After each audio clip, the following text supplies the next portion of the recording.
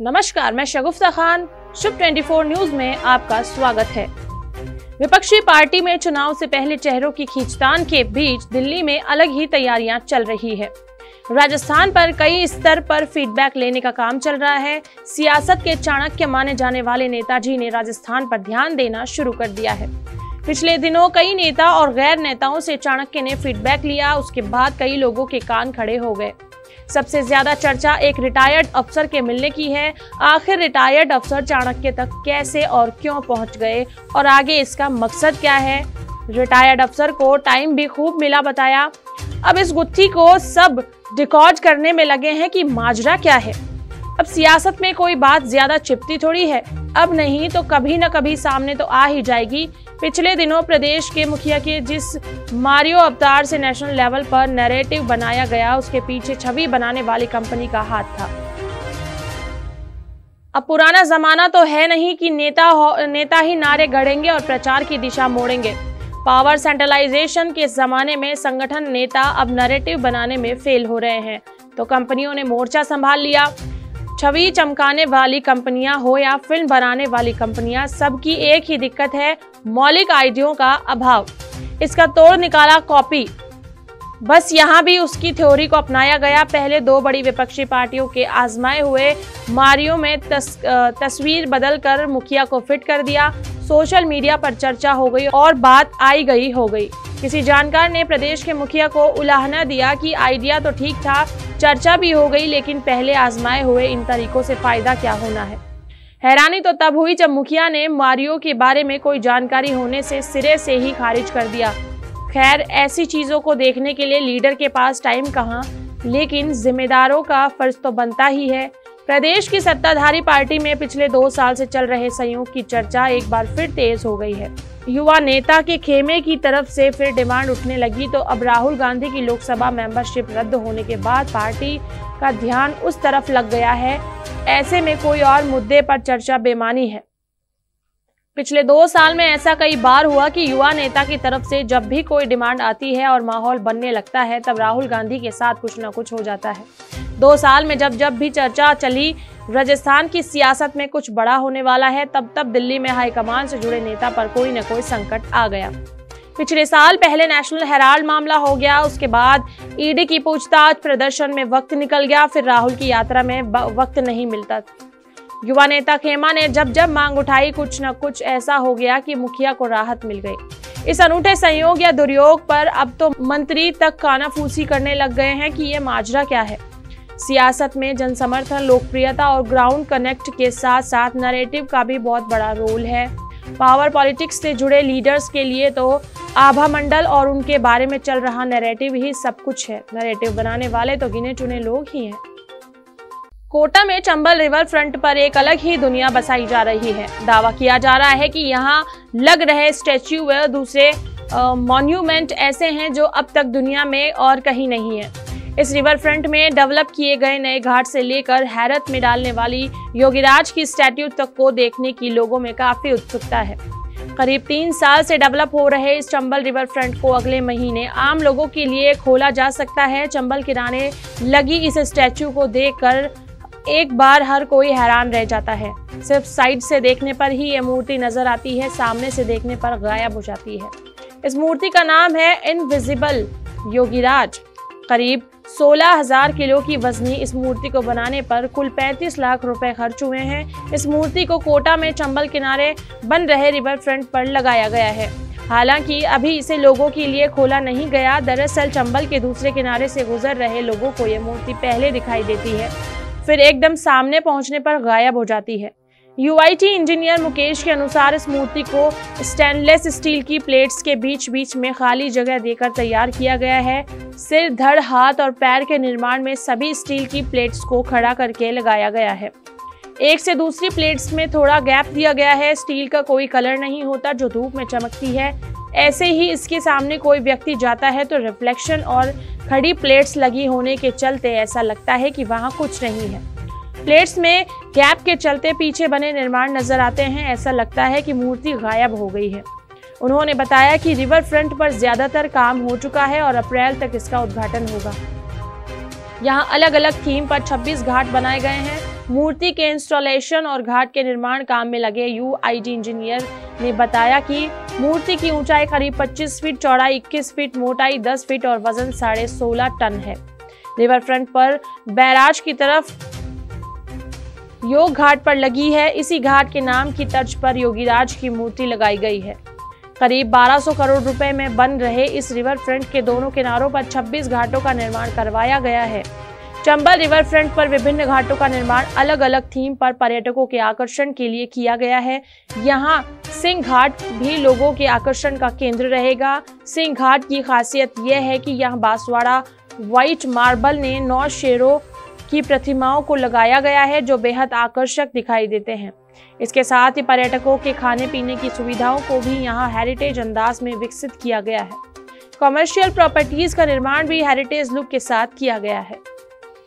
Rajasthan BJP के चित्तौड़गढ़ सांसद CP Joshi को प्रदेश अध्यक्ष बना दिया। सीपी जोशी के अध्यक्ष बनने के साथ ही राजस्थान में एक बार फिर ब्राह्मणों के पॉलिटिकल महत्व पर चर्चा होने लगी है। इस फैसले से बीजेपी ने राजस्थान में अपने सबके अहम वोट बैंक में से एक ब्राह्मण समाज को साधने की कोशिश की है। हालांकि बड़ा सवाल ये भी है कि इस फैसले से जो दूसरे जाति समीकरण प्रभावित होंगे, बीजेपी उन्हें कैसे साधेगी। सीपी जोशी का अध्यक्ष बनना कोई संयोग नहीं है। समाज के पॉलिटिकल महत्व को इसी बात से समझ सकते हैं कि कुछ दिन पहले हुई ब्राह्मण महापंचायत में बीजेपी कांग्रेस के कई बड़े नेता भी पहुंचे थे। जाट समाज की तरह ब्राह्मणों ने भी अपने पॉलिटिकल रिप्रेजेंटेटिव की बात कही थी। 2023 विधानसभा चुनाव जैसे जैसे नजदीक आ रहे हैं, वैसे वैसे राजस्थान में राजनीतिक पार्टियों के साथ साथ समाज और संगठन भी सक्रिय होने लगे हैं। नेता भी अपने अपने समाज के इन कार्यक्रमों पर पहुंचकर समाज से जुड़ने में कोई कसर नहीं छोड़ रहे हैं। पिछले 2 सप्ताह पर नजर डालें तो जाट और ब्राह्मण समाज ने बड़ी सभाएं कर अपनी ताकत दिखाई है। 5 मार्च को जहां जयपुर में जाट महाकुंभ हुआ, तो वहीं 19 मार्च को जयपुर में ही ब्राह्मण महापंचायत हुई। अब 2 अप्रैल को राजपूतों की बड़ी पंचायत भी जयपुर में होने जा रही है। कांग्रेस और बीजेपी दोनों ही पार्टियों में अध्यक्ष के पद पर भी कई ब्राह्मण नेता रहे। बीजेपी ने हाल ही में सीपी जोशी को प्रदेश अध्यक्ष बनाया है। इससे पहले 2009 से 2013 के बीच अरुण चतुर्वेदी अध्यक्ष थे। उनसे पहले महेश चंद्र शर्मा, ललित किशोर चतुर्वेदी, भंवरलाल शर्मा, रघुवीर सिंह कौशल और हरिशंकर भावड़ा अध्यक्ष रहे। वहीं अगर कांग्रेस की बात करें तो पार्टी को पिछला अध्यक्ष डॉक्टर सीपी जोशी के रूप में मिला था। वे 2007 से 2011 के बीच अध्यक्ष रहे। उनसे पहले बीडी कल्ला, गिरिजा व्यास, गिरधारी लाल व्यास, जयनारायण व्यास सहित कई प्रदेश अध्यक्ष रहे। बीजेपी ने 9 साल बाद ब्राह्मण समाज से किसी को प्रदेश अध्यक्ष बनाया है, तो कांग्रेस में 12 साल से इस पद पर समाज के किसी नेता को मौका नहीं मिला है। राजस्थान में फिलहाल 17 ब्राह्मण विधायक हैं। वहीं डॉक्टर बीडी कल्ला और डॉक्टर महेश जोशी के रूप में 2 कैबिनेट मंत्री हैं। 2 ब्राह्मण सांसद है, जिसमें एक सीपी जोशी को बीजेपी ने अध्यक्ष बना दिया है। वहीं केंद्र में फिलहाल राजस्थान से कोई भी ब्राह्मण मंत्री नहीं है। राजस्थान को हुई ब्राह्मण महापंचायत में रेल मंत्री अश्विनी वैष्णव भी पहुंचे। आमतौर पर राजनीतिक रूप से ज्यादा सक्रिय नहीं रहने वाले अश्विनी वैष्णव इस पंचायत में नारे लगाते दिखे। उनका यह अवतार राजस्थान के सियासी गलियारों में चर्चा का विषय बन गया है। उनका इस तरह पंचायत में पहुंचना कई तरह के सियासी संकेत देता है। बीजेपी ने ब्राह्मण चेहरे के रूप में सीपी जोशी को अब प्रदेश अध्यक्ष बना दिया है। ऐसे में सीएम के चेहरे की लड़ाई में अश्विनी वैष्णव का रोल राजस्थान में क्या होगा, यह देखना भी रोचक होगा। राजस्थान की कास्ट पॉलिटिक्स को लेकर राजनीतिक विश्लेषक और HDS लोकनीति के संयोजक प्रोफेसर संजय लोढ़ा बताते हैं कि 1980 के बाद राजस्थान में 2 पार्टी कंपटीशन हो गया। गैर कांग्रेसी कई पार्टियां बीजेपी के मर्ज हो गईं। अब फिर कांग्रेस के साथ ही दूसरी पार्टियों का ध्यान SC और ST वोट की ओर से किया गया। यहां से SC ST वोट जुटाने की प्रक्रिया शुरू हुई। इससे तीसरी लोकतांत्रिक उथल पुथल कहां है और इसका परिणाम हुआ कि ब्राह्मणों का वर्चस्व धीरे धीरे कम होता गया, चाहे संख्यात्मक हो या पदाधिकारियों की संख्या। इस दौर में जाट, गुर्जर, माली, SC ST प्रभावित होते रहे। राजस्थान में जयपुर और जोधपुर में धूमधाम से गणगौर मनाई गई। जगह जगह गणगौर मां की सवारी निकली। जयपुर, जोधपुर में पारंपरिक तरीके से पर्व मनाया गया। इसमें सबसे खास है जयपुर में गणगौर की सवारी।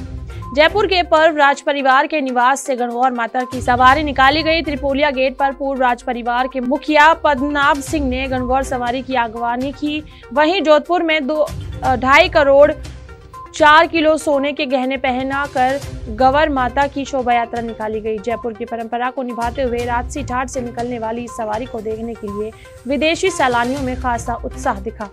दुनिया भर के अलग अलग देशों से लोग सिर्फ जयपुर की गणगौर की सवारी देखने पहुंचे। जोधपुर में पुरानी परंपरा से भीतरी शहर के राखी हाउस मुंदड़ा की गली से गंवर माता की शोभा यात्रा शुक्रवार शाम को निकाली गई। यहाँ 70 साल से परंपरा के तहत हर साल शोभा यात्रा निकाली जाती है। गंवर माता के श्रृंगार में लगभग 4.5 किलो सोने के गहने काम में लिए गए हैं। यह सभी गहने आसपास के रहने वाले लोग मिलकर इकट्ठा करते हैं, उसे गंवर माता का श्रृंगार किया जाता है। शोभा यात्रा में शामिल लोग गंवर माता के घड़ी घड़ी खम्मा कहते हुए निकलते हैं। शोभा यात्रा के दर्शन के प्रति शहरवासियों में जबरदस्त उत्साह नजर आता है। भीतरी शहर के राखी हाउस में रवाना होकर पुंगल पाड़ा, हटड़ियों का चौक, कबूतरों का चौक, पुष्टिकर स्कूल, कुमारिया कुआं होते हुए सर्राफा बाजार से घंटाघर पहुंचकर संपन्न हुई। यहाँ पूजा अर्चना के बाद विसर्जन किया गया। रास्ते में कई जगह पर महिलाओं ने पूजा अर्चना की। जोधपुर के रतानाड़ा में महिलाओं ने गंवर माता का सामूहिक पूजन किया। इसमें 700 से अधिक महिलाएं शामिल हुई। इन महिलाओं के लिए खास तौर पर पूजन की व्यवस्था की गई। इसमें रंग बिरंगे परिधान पहने हुए महिलाएं गहनों से सज संवर कर और 16 श्रृंगार कर पहुंची। महिलाओं ने गणगौर माता के भी गीत गाए हैं, जमकर नृत्य भी किया। बता दें कि गणगौर एक ऐसा पर्व है जो हर महिला मानती है। इसमें कुंवारी कन्या से लेकर शादीशुदा महिला भगवान शिव और माता पार्वती की पूजा करती है। ऐसा माना जाता है कि शादी के बाद पहला गणगौर पूजन मायके में किया जाता है। सूत्रों के मुताबिक तीनों ही मिसाइल फटने के बाद फील्ड फायरिंग रेंज के बाहर जा गिरी। एक मिसाइल का मलबा फील्ड फायरिंग रेंज से बाहर अजासर गांव के पास काछब सिंह के खेत में मिला। वहीं दूसरी मिसाइल का मलबा सत्याया गांव से दूर सुनसान इलाके में मिला। मिसाइल गिरने से कोई जनहानि नहीं हुई है, मगर खेत में गड्ढे बन गए हैं। सेना के प्रवक्ता के मुताबिक PFFR में एक यूनिट के अभ्यास के दौरान यह मिसफायर हुआ। उड़ान के दौरान मिसाइल में विस्फोट हो गया। इसके कारणों का पता लगाने के लिए जांच की जा रही है। सूचना मिलने पर जैसलमेर SP भंवर सिंह नाथावत भी मौके पर पहुंचे। संजीवनी क्रेडिट को ऑपरेटिव सोसाइटी मामले में केंद्रीय मंत्री गजेंद्र सिंह शेखावत शुक्रवार को हाई कोर्ट पहुंच गए। मुख्यमंत्री अशोक गहलोत की ओर से लगातार हमला बोलने के कारण शेखावत के इस कदम को बचाव के तौर पर देखा जा रहा है। SOG में दर्ज मामले में शेखावत को गिरफ्तारी की आशंका है। दरअसल संजीवनी क्रेडिट को ऑपरेटिव सोसाइटी को लेकर बयानबाजी और SOG की संभावित कार्यवाही से पहले ही केंद्रीय मंत्री शेखावत डिफेंसिव मोड में आ गए हैं। शेखावत की ओर से अधिवक्ता युवराज सिंह ने हाईकोर्ट में याचिका पेश की है। जल्द ही इस याचिका पर सुनवाई हो सकती है। कोर्ट में SOG में दर्ज FIR को रद्द करने की गुहार लगाई गई है। CM गहलोत के खिलाफ मानहानि केस में दिल्ली की राउज एवेन्यू कोर्ट ने फिलहाल समन जारी करने के आदेश नहीं दिए हैं। कोर्ट ने गजेंद्र सिंह की मानहानि मामले में दिल्ली पुलिस के ज्वाइंट कमिश्नर को जांच करके सबूत पेश करने को कहा है। मामले की अगली सुनवाई 25 अप्रैल को होगी। बता दें, शेखावत ने 1 महीने पहले दिल्ली को राउज एवेन्यू कोर्ट में गहलोत के खिलाफ मानहानि का वाद दायर कर दिया था। गहलोत ने 21 मार्च को जोधपुर दौरे के दौरान भी संजीवनी घोटाले पर गजेंद्र सिंह पर आरोप लगाए थे। जोधपुर में गहलोत ने कहा था कि इस सोसाइटी में सब कुछ गजेंद्र सिंह शेखावत की चलती है, वही सब कुछ है। संजीवनी में इनके परिवार के लेन देन हुए हैं। मेरे खिलाफ उन्होंने मानहानि का केस कर दिया है, तो मैं तैयार हूं भुगतने के लिए, क्योंकि लाखों लोगों को अगर पैसा वापस मिलता है तो मुझे क्या फर्क पड़ेगा। सजा भुगतने से लाखों लोगों का भला होता है तो कोई फर्क नहीं पड़ता। कुछ दिन पूर्व ही मुख्यमंत्री अशोक गहलोत ने सार्वजनिक बयान देते हुए केंद्रीय जल शक्ति मंत्री गजेंद्र सिंह शेखावत व उनके परिजनों के खिलाफ मोर्चा खोला था। CM ने पहले जोधपुर और फिर जयपुर में संजीवनी पीड़ितों से अलग अलग मुलाकात की और बयान जारी किया कि शेखावत इन पीड़ितों के पैसे दिलाने में मदद करे। गजेंद्र सिंह ने के कोर्ट में दायर मामले के तर्क दिया गया था कि संजीवनी घोटाले की चार्जशीट में कहीं उनका नाम नहीं है। एक बार फिर SOG ने पूछताछ के लिए नहीं बुलाया। SOG जांच में भी कहीं उन्हें आरोपी नहीं माना। CM ने इसके बावजूद उनकी दिवंगत माताजी तक को अभियुक्त बताकर मानहानि की है। संजीवनी क्रेडिट को ऑपरेटिव सोसाइटी को राजस्थान सोसाइटी एक्ट के तहत 2008 के तहत रजिस्टर्ड कराया गया था। 2010 में इसे society multi stage co operative society के रूप में बदल दिया गया। इसके द्वारा लोगों को अच्छे रिटर्न का लालच दिया गया, जिसके बाद बड़ी संख्या में लोगों ने इसमें निवेश करना शुरू कर दिया। सोसाइटी के प्रथम प्रबंध निदेशक विक्रम सिंह थे, जिसे घोटाले का मास्टरमाइंड कहा जाता है और फिलहाल जो जेल में बंद है। तकरीबन 1 लाख से ज्यादा लोगों ने इस सोसाइटी में करीब 900 करोड़ रुपए का निवेश किया था, लेकिन बाद में सोसाइटी द्वारा लोगों को लौटाया नहीं गया। राजस्थान बीजेपी के नवनियुक्त प्रदेश अध्यक्ष सीपी जोशी 27 मार्च को पदभार ग्रहण करेंगे। वह सोमवार सुबह 7 बजे सड़क मार्ग से दिल्ली से जयपुर के लिए रवाना होंगे। इस दौरान राजस्थान सीमा में प्रवेश के साथ ही जोशी का स्वागत सत्कार शुरू हो जाएगा। बीजेपी कार्यकर्ताओं की ओर से जोशी का शाहजहांपुर बॉर्डर, निमराना, बहरोड, कोटपुतली, विराटनगर, पावटा, शाहपुरा, चंदवाजी, आमेर और जयपुर शहर में स्थित खोले के हनुमान जी, ट्रांसपोर्ट नगर चौराहा, धर्म सिंह सर्किल, त्रिमूर्ति सर्किल, स्टेचू सर्किल पर स्वागत किया जाएगा। इसके बाद सीपी जोशी सुबह 11:30 बजे बीजेपी प्रदेश कार्यालय पहुंचकर 12:15 पर पदभार ग्रहण करेंगे। इस दौरान बीजेपी के पूर्व प्रदेश अध्यक्ष सतीश पूनिया के साथ ही प्रदेश के आला नेता और पदाधिकारियों के साथ प्रदेश भर के कार्यकर्ता मौजूद रहेंगे। चंद्र प्रकाश जोशी चित्तौड़गढ़ से 2 बार लोकसभा पहुंचे हैं। वह पहले 2014 में, फिर 2019 में इस सीट से चुनाव जीते। 2014 आम चुनाव में उन्होंने कांग्रेस की सीनियर नेता गिरिजा व्यास को हराया था। जोशी भाजपा के यूथ विंग भाजयुमो के प्रदेश प्रेसिडेंट रहे हैं। वह बीजेपी राजस्थान के 15वें अध्यक्ष और 7वें ब्राह्मण अध्यक्ष बने। इससे पहले हरिशंकर भाबड़ा, भंवरलाल शर्मा, ललित किशोर चतुर्वेदी, महेश चंद्र शर्मा, रघुवीर सिंह कौशल और अरुणा चतुर्वेदी ब्राह्मण प्रदेश अध्यक्ष रहे। अध्यक्ष बदलने के बाद भाजपा के सामने अब नई प्रदेश कार्यकारिणी का गठन एक चुनौती होगा। सीपी जोशी को प्रदेश अध्यक्ष बनाकर बीजेपी ने मेवाड़ को साधने की कोशिश की है। मेवाड़ में ब्राह्मण और वैश्य बीजेपी का बड़ा वोट बैंक है। उदयपुर से विधायक रहे गुलाबचंद कटारिया को असम का राज्यपाल बनाए जाने के बाद मेवाड़ में बीजेपी के पास कोई प्रभावी नेता नहीं रह गया था। ऐसे में जोशी को नई जिम्मेदारी देकर बीजेपी ने इस बेल्ट में खुद को मजबूत बनाने का प्रयास किया है। उदयपुर, राजसमंद, चित्तौड़गढ़ और बांसवाड़ा जिलों में ब्राह्मण और वैश्य वर्ग का खासा वोट बैंक है। बीजेपी प्रदेश अध्यक्ष बनाए गए सीपी जोशी ने रविवार को जयपुर में हुई विप्र महापंचायत में हिस्सा लिया था। उन्होंने महापंचायत में सनातन की रक्षा के साथ समाज हित के काम करने और समाज के नेताओं की बेवजह आलोचना नहीं करने की सीख दी थी। अब उन्हें प्रदेश अध्यक्ष बनाकर बीजेपी ने ब्राह्मण वोटर्स को मैसेज देने की कोशिश की। ब्राह्मण बीजेपी का सबसे बड़ा कोर वोटर रहा है। ऐसे में इस बड़े वर्ग को साधने के हिसाब से इस नियुक्ति को अहम माना जा रहा है। बीजेपी के पिछले 42 साल से ज्यादा के इतिहास में राजस्थान में 22 साल से ज्यादा प्रदेश अध्यक्ष इसी वर्ग से रहे हैं। उदयपुर पुलिस ने बागेश्वर धाम के पंडित धीरेन्द्र कृष्ण शास्त्री पर केस दर्ज किया है। एक दिन पहले हुई धर्म सभा में उनके एक बयान को लेकर पुलिस ने ये एक्शन लिया है। धर्म सभा में उन्होंने लोगों का आह्वान करते हुए कहा था कि राजसमंद जिले के कुंभलगढ़ किले में जो 100 हरे झंडे लगे हैं वहां भगवा झंडे लगवाओ। पुलिस ने इसे धार्मिक हिंसा भड़काने वाला माना है। इसके बाद इस बयान पर संज्ञान लेते हुए शहर के हाथीपोल थाने में मामला दर्ज किया गया है। उदयपुर एसपी विकास शर्मा ने बताया कि उनका बयान भड़काऊ और विवादित है। एडिशनल एसपी चंद्रशील ठाकुर ने बताया, पंडित धीरेन्द्र शास्त्री ने समुदायों के बीच विवाद बढ़ाने वाले भड़काऊ शब्दों का प्रयोग किया है। इसी बयान के बाद गुरुवार रात कुछ युवाओं ने कुंभलगढ़ किले पर उत्पात मचाने की कोशिश भी की। इसमें से 5 युवाओं को गिरफ्तार किया गया है। इन सभी के खिलाफ केलवाड़ा थाने में मुकदमा दर्ज किया गया है। बता दें कि उदयपुर शहर के गांधी ग्राउंड में गुरुवार को एक धर्म सभा की गई थी। इसमें पंडित धीरेन्द्र शास्त्री के साथ कथा मर्मज्ञ पंडित देवकी नंदन ठाकुर और बांसवाड़ा के संत उत्तम स्वामी सहित कई संत महात्मा मंच पर मौजूद थे। पंडित धीरेन्द्र शास्त्री ने कुंभलगढ़ किले में भगवा झंडा लगवाने का मंच से 3 बार जिक्र किया। कहा, डरते हो तो हम किसी के बाप से नहीं हैं, डरते तो वो हैं जो बुज़दिल होते हैं। हम तो वो हैं जो कुंभलगढ़ किले में भी भगवा झंडा लगवाकर मानेंगे। युवाओं को वे भीड़ का आह्वान करते हुए शास्त्री बोले, तुम चाहते हो कि वहां भगवा झंडे गड़े? क्या ये बात सही है? अगर सही है तो चुप क्यों बैठे हो? वरिष्ठ इतिहासकार प्रोफेसर GL मेनारिया ने बताया कि महाराणा कुंभा ने कुंभलगढ़ दुर्ग बनवाया। इसी दुर्ग में महाराणा प्रताप का जन्म हुआ था। सैकड़ों साल से इस दुर्ग की तलहटी में एक विशेष धर्म के 25 से 30 परिवार रहते हैं। ये परिवार हरे रंग का धार्मिक झंडा लगाते हैं। इस जगह पर अब तक कोई सांप्रदायिक घटना नहीं हुई है। पंडित धीरेन्द्र शास्त्री ने कहा, मेवाड़ में रहने वाले सनातनियों को जातियों में बंटकर नहीं बल्कि एक होकर हिंदुत्व के लिए लड़ना चाहिए। अगर भारत में रहना होगा तो सीताराम कहना होगा। उदयपुर में धोखे से एक कन्हैया चला गया, लेकिन अब तो घर घर में कन्हैया है।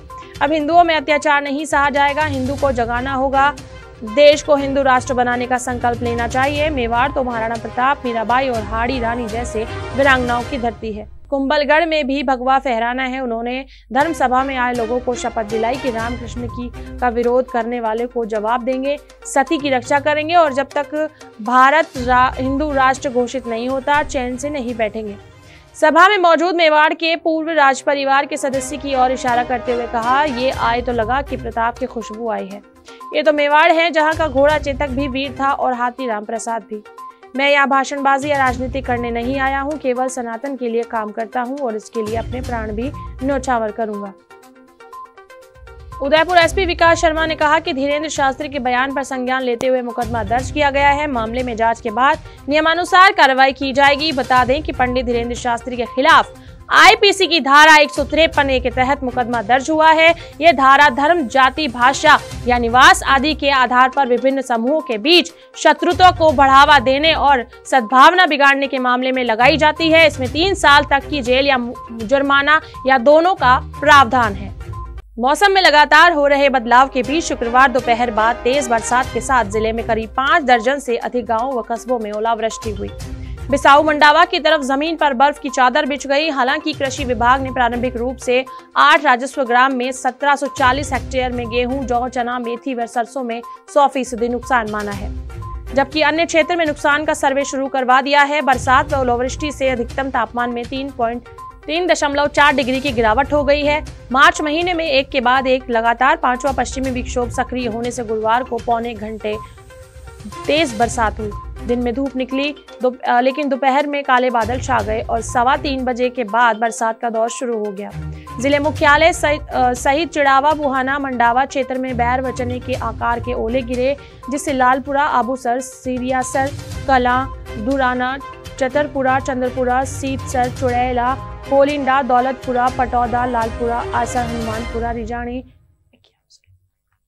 सिरियासर, कलां, दुराना, इस्लामपुर, कलौली, समरपुर, काली पहाड़ी व दुर्जनपुरा में गेहूं, जौ, चना, मेथी व सरसों की सारी फसल नष्ट हो गई। 10 से 15 मिनट तक चने के आकार के गिरे ओलों के कारण कश्मीर और शिमला जैसे हालात बन गए। इस ओलावृष्टि के कारण खेतों में लगी फसल भी खराब हो गई तो पेड़ पौधों पर भी लगे फल फूल भी खराब हो गए।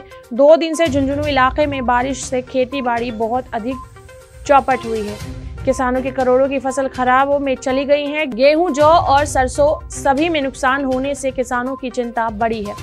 ओलावृष्टि ने खेतों में खड़ी फसलों को पूरी तरह बर्बाद कर दिया है। तेज बारिश के साथ ओले गिरने से सड़क, मैदान और खेतों में सफेद चादर बिछ गई है। 20 मिनट तक चने आकार के ओले गिरने से खेतों में पककर खड़ी गेहूं की फसलों में की बालियां झड़ गई है। मानहानि केस में राहुल गांधी की लोकसभा सदस्यता खत्म किए जाने पर कांग्रेस ने बीजेपी को आड़े हाथों लिया है। कांग्रेस नेताओं ने इस मुद्दे पर आज जयपुर में राजभवन का घेराव रखा है। कांग्रेस नेता सिविल लाइंस फाटक पर विरोध प्रदर्शन कर रहे हैं। गहलोत सरकार के कई मंत्री और विधायक भी इस मुद्दे पर हो रहे हैं, प्रदर्शन में सड़कों पर उतरे हैं। सीएम अशोक गहलोत ने ट्वीट में लिखा है, ये समझ के परे है कि भाजपा नीरव मोदी और ललित मोदी जैसे बेईमानों के साथ समर्थन में क्यों खड़ी हो रही है। भाजपा को बताना चाहिए कि गरीबों के हक को लूटकर विदेश भागने वाले नीरव मोदी, ललित मोदी चोर नहीं है क्या। उन्होंने लिखा, राहुल गांधी की लोकसभा सदस्यता खत्म करना तानाशाही का एक और उदाहरण है। बीजेपी ये ना भूले कि यही तरीका इन्होंने इंदिरा गांधी के खिलाफ भी अपनाया था, मुंह की खानी पड़ी। इधर इस फैसले के विरोध में कांग्रेस नेताओं ने सिविल लाइन फाटक पर विरोध प्रदर्शन किया। कई मंत्री और वरिष्ठ नेता इसमें शामिल हुए। कांग्रेस प्रभारी सुखजिंदर रंधावा, कांग्रेस प्रदेश अध्यक्ष गोविंद सिंह डोटासरा, मंत्री बीडी कल्ला, प्रताप सिंह खाचरियावास, महेश जोशी, वरिष्ठ नेता रघु शर्मा सहित कई नेताओं ने सिविल लाइन फाटक पर विरोध प्रदर्शन किया। गहलोत ने आगे लिखा कि राहुल गांधी देश की आवाज है जो इस तानाशाही के खिलाफ अब और मजबूत होगी। भारत जोड़ो यात्रा में राहुल जी ने महंगाई, बेरोजगारी, भ्रष्टाचार और हिंसा का मुद्दा उठाया। इन पर ध्यान देने की जगह भाजपा सरकार राहुल जी के खिलाफ दमनकारी कदम उठा रही है। सीएम गहलोत ने दिल्ली रवाना होने से पहले जयपुर में मीडिया से बातचीत के केंद्र सरकार पर निशाना साधा। गहलोत ने कहा कि पूरे देश में भय का माहौल बना रखा है। ईडी, सीबीआई इनकम टैक्स ज्यादती कर रहे हैं। चुनाव आयोग नगर पालिका तक दबाव में है। पूरे देश का मिजाज बता रहा है कि सरकार की मंशा ठीक नहीं है। यह तानाशाही प्रवृत्ति है। संसद चल नहीं पा रही। क्या एक सांसद बोल नहीं सकता? जब वह सफाई देता है तो सत्ता पक्ष वाले हंगामा करते हैं। यह देश में पहली बार हो रहा है। गहलोत ने कहा, सत्ता पक्ष जब खुद ही पार्लियामेंट को डिस्टर्ब कर रहा है तो यहाँ कैसे डेमोक्रेसी रहेगी। जब से भारत जोड़ो यात्रा शुरू हुई, पूरे देश में महंगाई, बेरोजगारी का मैसेज गया है। हिंसा मुक्त भारत, प्रेम, मोहब्बत और भाईचारे से रहने का संदेश दिया है। तब से सरकार घबराई हुई है। कोई न कोई बहाना करके यह प्रयास किया जा रहा है कि संसद के अंदर कांग्रेस और विपक्ष के लोग बोल नहीं पाए। पूर्व सार्वजनिक निर्माण मंत्री यूनुस खान ने भाजपा के नए प्रदेश अध्यक्ष बनने पर सीपी जोशी को बधाई देते हुए केंद्रीय नेतृत्व का आभार जताया है। खान ने गहलोत सरकार पर निशाना साधते हुए कई गंभीर आरोप लगाए। आइए सुनते हैं क्या कहा यूनुस खान ने। डीडवाना से एजाज अहमद उस्मानी की विशेष रिपोर्ट। माननीय सीपी जोशी जी को राजस्थान भारतीय जनता पार्टी का प्रदेश अध्यक्ष बनने पर धन्यवाद। माननीय नरेंद्र मोदी जी, जेपी नड्डा जी और अमित शाह जी का कि एक युवा और अनुभवी व्यक्ति को भारतीय जनता पार्टी का प्रदेश अध्यक्ष ऐसे समय बनाया है जब राजस्थान चुनावी मोड में है।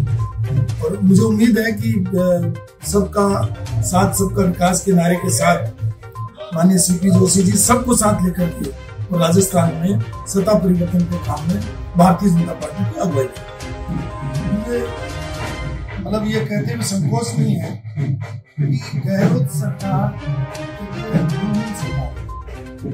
जब इतनी प्राकृतिक आपदा आ गई तो तुरंत प्रभाव से विधानसभा को एक बार स्थगित करके और किसानों को आज पहुंचने के लिए सभी माननीय मंत्रीगण और विधायकों को फील्ड में जाना चाहिए था और तुरंत सर्विस करके लोगों को अंतरिम रिलीफ देना चाहिए था, तो नहीं दिया।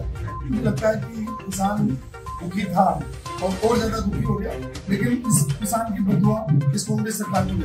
तत्कालीन किसी चीज ने कहा था कि हम सब युवाओं को रोजगार देंगे, 3000 का उनको प्रतिमा भत्ता देंगे। आपने देखा होगा क्या किसानों का, युवाओं का। मुझे उम्मीद है भारतीय जनता पार्टी एकजुट होकर इस कांग्रेस के कुशासन को खत्म करने के लिए प्रयास करते 2023 में विजय श्री भारतीय जनता पार्टी। खबरों में फिलहाल इतना ही। शगुफ्ता को दीजिए इजाजत। नमस्कार।